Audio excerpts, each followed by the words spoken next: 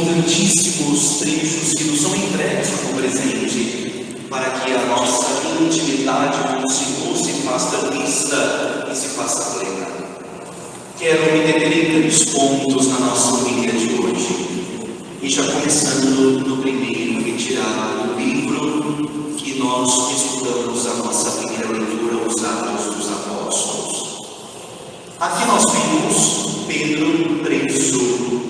Ele estava preso em uma prisão muito delicada. Se pudéssemos pensar na linguagem dos tempos de hoje, seria uma prisão de segurança máxima. Veja quantos soldados estavam a guardar o seu cárcere, quantas eram as algemas que lhe eram impostas. E por que nós hoje precisamos pensar nisso? Porque Pedro estava sob uma guarda muito forte. Não era possível Pedro sair daquela prisão. Não era possível que ele pudesse sair daquele lugar sem que isso fosse permitido pelas autoridades. Nós sabemos, Pedro estava naquele momento a anunciar o Evangelho. Após a subida do Senhor para o céu, os discípulos começam a anunciar o nome do Senhor. E nesta evangelização, neste caminho que é feito, há uma numerosa conversão de pessoas. Geralmente, segundo o que nos aplicam os textos, eram em torno, algumas pregações, de 3, 5, 10 mil pessoas que escutavam Pedro e eram convertidas, eram tocados os seus corações a ponto de pedirem o batismo e assim pertencerem agora aos discípulos do Senhor. O Pedro incomodava. O modo como Pedro anunciava arrebanhava multidões, curava muitos enfermos. Há uma interessante imagem que até a sombra de Pedro curava. Percebiam qual é a potência da pregação, da intimidade que Pedro então tinha com o Senhor, assim pela ação do Espírito Santo. E por que o Padre quer tocar neste dado? Porque, queridos irmãos e irmãs, nós precisamos tomar consciência de que o que é de Deus para nós, ninguém rouba. Esta é uma certeza que precisamos levar sempre no coração. O que é de Deus para a nossa vida, ninguém rouba. Por mais que tantas pessoas tentem a trabalhar, podem até dimensionar ou fazer com que o tempo ele seja abreviado ou aumentado, mas aquilo que Deus preparou para nós, ninguém rouba. Aliás, há somente uma situação na qual Deus não pode intervir, que é a nossa liberdade.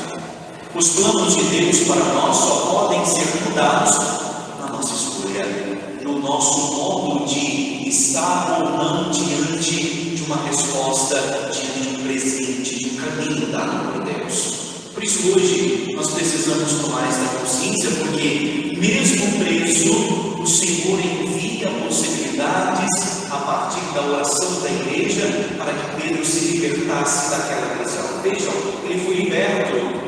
Deus deu condições, Deus enviou o seu anjo para que pudesse libertar aquele apóstolo. E sem dúvida alguma, onde Deus passa, como nos diz o ditado, nada lhe embaraça. O que Deus quer para a nossa vida, ninguém tem como impedir. Ninguém impedirá o agir de Deus. Ninguém tem como impedir o projeto de Deus para a nossa vida. Nós precisamos, queridos irmãos e irmãs, tomar posse desta certeza para não ficarmos com medo.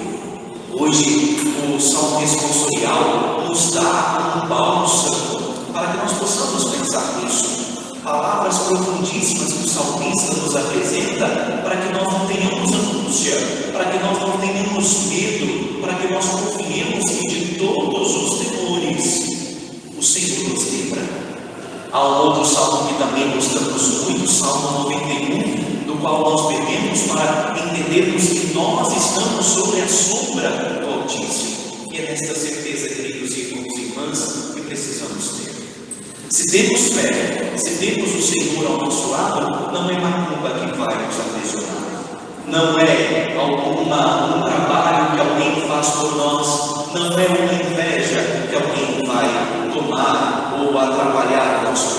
É certo que existe mal e não podemos negar isso. Existe a negatividade. Tantas pessoas que são más escolhem o mal, mas nós temos que ter a plena certeza de que pela fé Deus tudo pode realizar. E quem está com Deus não precisa ter medo de nada. É isso que Pedro fez. Estava lá, mas consciente de que alguma coisa Deus faria por ele. E Deus fez. É dessa maneira, queridos irmãos e irmãs, que precisamos pensar a nossa vida. Deus não fará com que ninguém atrapalhe o plano que Ele tem para a nossa vida. Nós é que muitas vezes distorcemos, não aceitamos, mudamos, articulando, e assim muitas vezes caímos no pecado, na infelicidade e em muitas frustrações.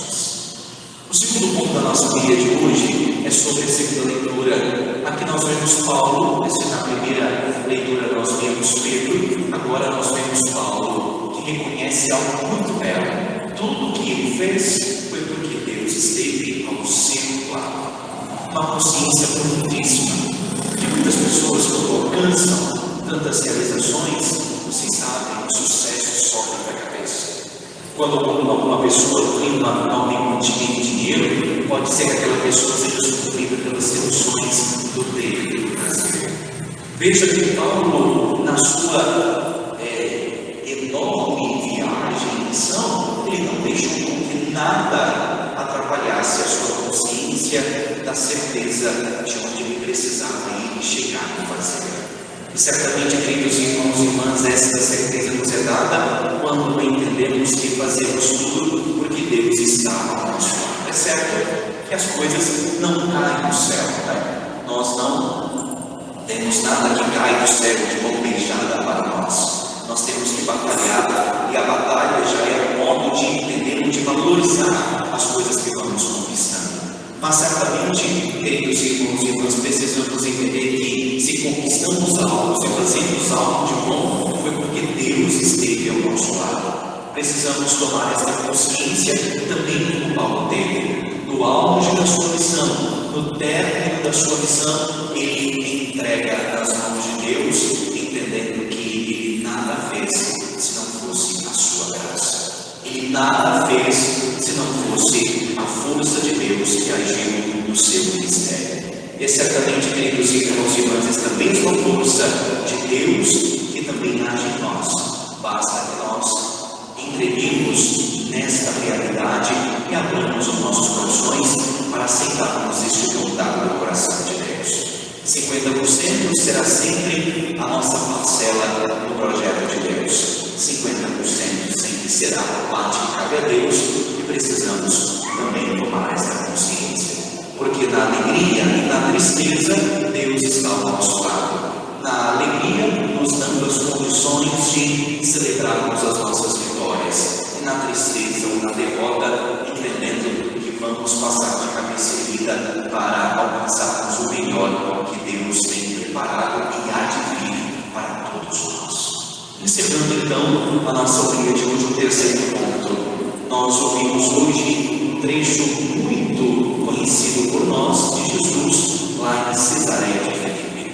E ele é alguém muito didático. Jesus era alguém que sabia lidar com as palavras, que sabia chegar onde era preciso, tanto porque ele era Deus e conhecia o coração de todos, porque também ele desejava receber uma resposta.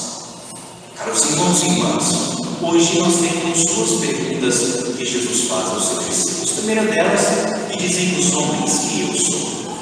Essa pergunta parece meio boba, porque nós podemos nos perguntar qual é a intenção de Jesus de perguntar isso. Porque as coisas que as pessoas falam de nós sempre chegam ao nosso ouvido, sejam coisas boas ou coisas ruins, né?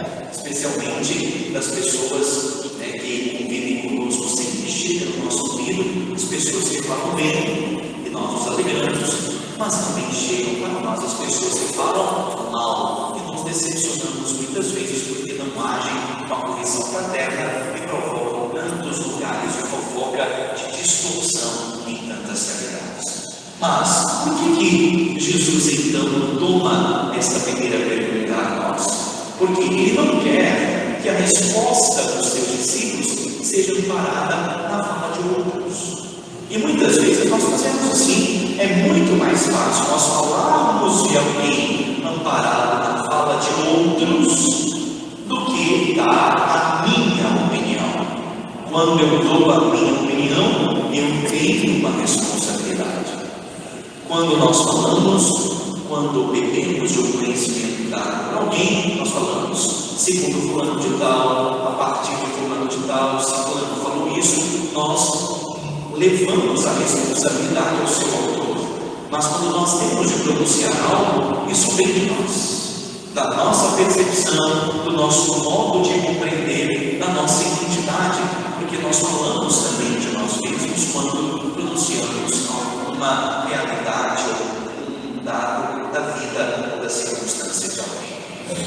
Jesus, ele é muito certeiro em não fazer merchandising aqui, mas nós sempre nos lembramos daquele comercial da Tramontina. Ele é certeiro, né? Faca é Tramontina, não para fazer merchandising, mas para dizer que Jesus, ele corta diretamente no ponto central, para que os seus discípulos, eles não fiquem nem apoiados naquilo que já foi dito, mas falem da sua experiência.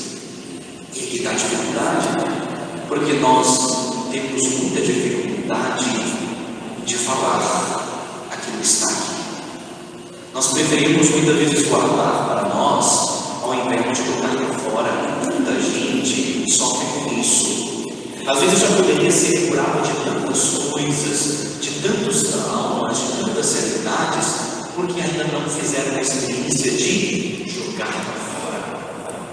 Preferem levar o peso, levar aquela dor de guardar dentro de si tais realidades, ao invés de jogar para fora, ao invés de deixar com que o outro possa escutar, mas na verdade quem escuta sou eu. E ao escutar aquilo que eu digo, eu entendo, opa, preciso melhorar nesse ponto. Então, o primeiro ouvido que fala, o melhor, o primeiro ouvido que escuta nesse nosso. E é por isso que hoje nós precisamos pensar nesse modo didático de Jesus levar os discípulos a falarem dele, mas daquilo que trazem dela. Tudo aquilo que nós falamos quando falamos do coração é verdade. E por isso, queridos irmãos e irmãs, hoje eu queria levá-los diretamente a esse ponto. Nós precisamos falar de Jesus, mas falar de Jesus segundo a nossa própria experiência. Nós precisamos falar do Senhor a partir daquilo que nós experienciamos dele. Não quero dizer aqui que os santos não têm o seu valor, que a doutrina não tem o seu valor. Nós ensinamos aos outros e crescemos na fé baseados nos escritos da tradição, dos santos, do magistério da igreja. Mas se há algo que nós não podemos também esquecer é a nossa experiência. Para que Pedro e Paulo pudessem anunciar, para que tantas pessoas pudessem ser curadas e fazer o seu encontro com o Senhor, eles precisaram permitir que esse encontro acontecesse, essa experiência acontecesse. A samaritana somente anunciou aos outros porque ela fez a sua experiência do Senhor. Pedro e Paulo somente falaram de Jesus porque eles fizeram a sua experiência com o Senhor. Dolorosa, nós sabemos. Paulo precisou cair nos seus erros, né? A gente fica caindo no cavalo. Pedro teve de se desmontar da sua concepção narcisista, porque ele era muito bravo, com uma consciência muito severa, abrir-se ao novo e aos projetos que inspiravam o Espírito Santo de Deus. Quantas vezes Jesus já teve que xingar Pedro? Vai para trás de mim, Pedro. Tu não fala segundo a Deus, mas segundo a sua própria consciência. Então, nós precisamos entender que a nossa experiência de Deus, ela precisa acontecer para que Deus vá lapidando. E foi isso que Ele fez na vida desses dois apóstolos. E é preciso também que isso seja feito na nossa vida, quando nós fazemos a nossa experiência. Porque tudo muda de sentido. A missa, o terço, a leitura da palavra de Deus, quando nós fazemos a experiência. É verdade.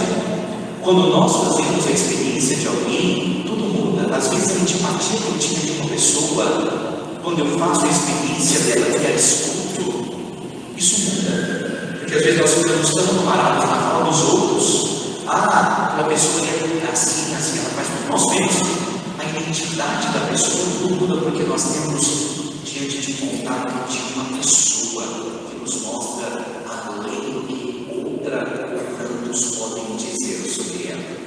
Por isso, queridos irmãos e irmãs, o grande convite da liturgia de hoje é para que nós abramos o nosso coração para fazermos a nossa própria experiência.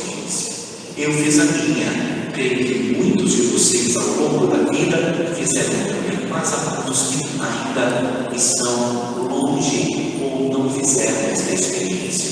Peça a Deus hoje que te dê esta graça de renovar a sua experiência, você que já fez. Aqueles que ainda precisam tomar ou fazer essa experiência, Deus possa colocar no seu coração através dos sinais da sua presença nesta Eucaristia, da palavra que agora proclamamos e refletimos e do pão que daqui a pouco comungaremos. Glória ao Pai, ao Filho e ao Espírito Santo.